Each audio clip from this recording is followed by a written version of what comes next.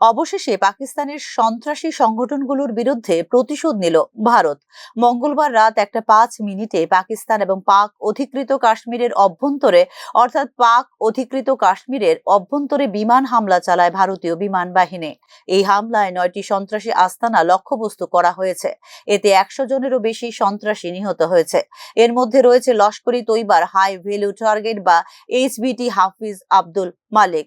জৈশ-ই-মোহাম্মদের প্রধান মাওলানা মাসুদ আজহার স্বীকার করেছেন মসজিদে হামলার তার পরিবারের 10 জন সদস্য এবং 4 জন ঘনিষ্ঠ সহযোগী নিহত হয়েছেন বলে রিপোর্ট করেছে BBC উর্দু। পহেলগাম হামলার 15 দিন পর ভারতের এই প্রতিশোধমূলক পদক্ষেপ নেওয়া হয়েছে এবং এর নাম দেওয়া হয়েছে অপারেশন সিন্দুর। এই নামটি সেই সব মহিলাদের উদ্দেশ্যে উৎসর্গ করা হয়েছে যাদের স্বামী পহেলগাঁও সন্ত্রাসীদের হামলায় নিহত হয়েছিলেন 22 এপ্রিল। এদিকে পাকিস্তান আত্মরক্ষা করতে পারে, কিন্তু ভারত যদি থামে আমরাও থামবো বলে জানিয়েছেন পাকিস্তানের প্রতিরক্ষা মন্ত্রী খাজা আসিফ। ভারত 24টি ক্ষেপণাস্ত্র নিক্ষেপ করেছে বলে জানিয়েছেন পাকিস্তানের আন্তঃবাহিনী জনসংযোগ পরিদপ্তরের পরিচালক লেফটেন্যান্ট জেনারেল আহমেদ শরীফ চৌধুরী। এদিকে বুধবার সাংবাদিক সম্মেলনে অপারেশন সিন্দুরের পুরো বিষয়টি তুলে ধরে ভারতীয় সেনাবাহিনী। এতে এই অভিযান সম্পর্কে তথ্য দেন বিদেশ মন্ত্রী বিক্রম মিশ্রি এবং সেনাবাহিনীর কর্নেল সুফিয়া কুরেশি এবং বিমান বাহিনীর উইং কমান্ডার ভূমিকা সিং অভিযান সম্পর্কে তথ্য প্রদান করেন। প্রথমে বিমান হামলার 2 মিনিটের একটি ভিডিও চালানো হয়েছিল। এতে দেখানো হয়েছে সন্ত্রাসীদের আস্তানায় ভারতীয় সেনাবাহিনীর পদক্ষেপ। অভিযানটি রাত 1:05 থেকে 1:30 মধ্যে পরিচালিত হয়েছিল। 25 মিনিটের মধ্যে পাকিস্তান এবং পাক অধিকৃত কাশ্মীরের 9টি লক্ষ্যবস্তু চিহ্নিত করা হয়েছে। আমরা তাদের ধ্বংস করেছি। লঞ্চ প্যাড এবং প্রশিক্ষণ কেন্দ্রগুলিকে লক্ষ্যবস্তু করা হয়েছিল, জানিয়েছেন কর্নেল সুফিয়া কুরেশি এবং উইং কমান্ডার ভূমিকা সিং। প্রথমে পাক অধিকৃত কাশ্মীরের মুজাফফরাবাদের সৈয়দনা বিলাল ক্যাম্প, যেখানে দেওয়া হতো অস্ত্র, বিস্ফোরক এবং জঙ্গলে বেঁচে থাকার প্রশিক্ষণ। কোটলিতে লস্করের গুরুপুর ক্যাম্প। 2023 সালে পুঞ্জে তীর্থযাত্রীদের উপর আক্রমণকারী সন্ত্রাসীরা প্রশিক্ষণ পেয়েছিল এখানে। এছাড়া ভীমবরের বার্নালা ক্যাম্প, যেখানে শেখানো হয় অস্ত্র ব্যবহার বলে জানিয়েছেন সেনাবাহিনীর মুখপাত্র। ऑपरेशन सिंदूर 22 अप्रैल को पहलगाम में हुए विभत्स आतंकवादी हमले के शिकार मासूम नागरिकों व उनके परिवारों को न्याय देने के लिए लॉन्च किया गया था।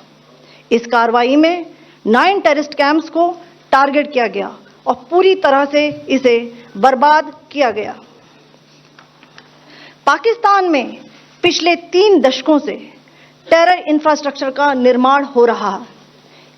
इसमें recruitment, indoctrination centres, training areas व लॉन्च पैड शामिल थे, जो पाकिस्तान और पाक अधिकृत जम्मू कश्मीर POJK दोनों में फैले हैं। Operation Sindoor was launched by Indian Armed Forces to deliver justice to the victims of Pahalgam terror attack and their families. 9 terrorist camps were targeted and successfully destroyed. Over the last 3 decades, Pakistan has systematically built terror infrastructure. It is a complex web of recruitment and indoctrination centers, training areas for initial and refresher courses, and launch pads for handlers. These camps are located both in Pakistan as well as Pakistan-occupied Jammu and Kashmir areas. Some of the well-known training camps are located, as you can see on the screen.